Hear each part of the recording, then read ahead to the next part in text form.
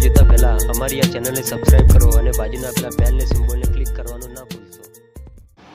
Open કરતાં જ આવું તમને એવું લાગશે કે આ એપ્લિકેશન આપણે પ્લે સ્ટોરમાંથી ડાઉનલોડિંગ મારવાનું છે। બેકગ્રાઉન્ડ એરાસેટ જે પહેલું જ નામ લખેલું છે તે, ને જે લાસ્ટ ઓપ્શન છે ફોટોના અંદર જવાનું અને ફોટામાંથી આપણે કોઈ બી ફોટો લઈ લેવાનો, જેવું કે મારો ફોટો મેં લઈ લીધો, બરાબર। તો હવે પાછળનું બેકગ્રાઉન્ડ કેવી રીતે આપણે નીકાળવાનું, ખાલી વચમાં આપણો ધારો કે મારો ફોટો છે, હવે હું મારો ફોટો નીકાળી લઈશ, બરાબર। તો તમે જુઓ ખાલી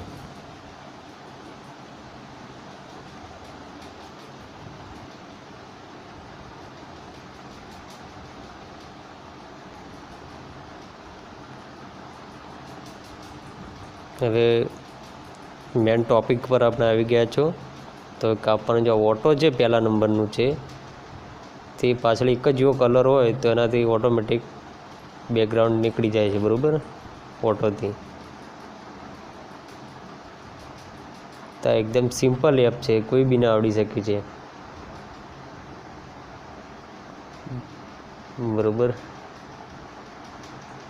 ને બીજા નંબરનું ઓપ્શન છે મેન્યુઅલમાં છે કે આપણે હાથેથી કાપવું પડે છે થોડું થોડું બેકગ્રાઉન્ડ, બરાબર। આ તો ખાલી તમને સેમ્પલ માટે બતાવી રહ્યો છું, તમે ધીરે ધીરે બી કાપી શકો છો। મસ્ત પરફેક્ટ ફોટો કપાશે ઓટોના અંદર ફટાફટ। પાછળ એક જ કલર હોય તો ઓટોમાં તરત કાપવાની મજા આવશે, બરાબર। ત્રીજા નંબરનું છે રિપેર। ધારો કે ભૂલથી આપણે કંઈ આ લાગી ગઈ, બરાબર, તો રિપેરનું કામ વચમાંથી નીકાળવાનું કરે છે। તો ફોટો આપણે ડન કરી દઈએ। આ થઈ ગયો આપણો ફોટો સેવ, ખાલી ફોટો નીકળી ગયો, બરાબર। પાછળનું બેકગ્રાઉન્ડ અલગ થઈ ગયું।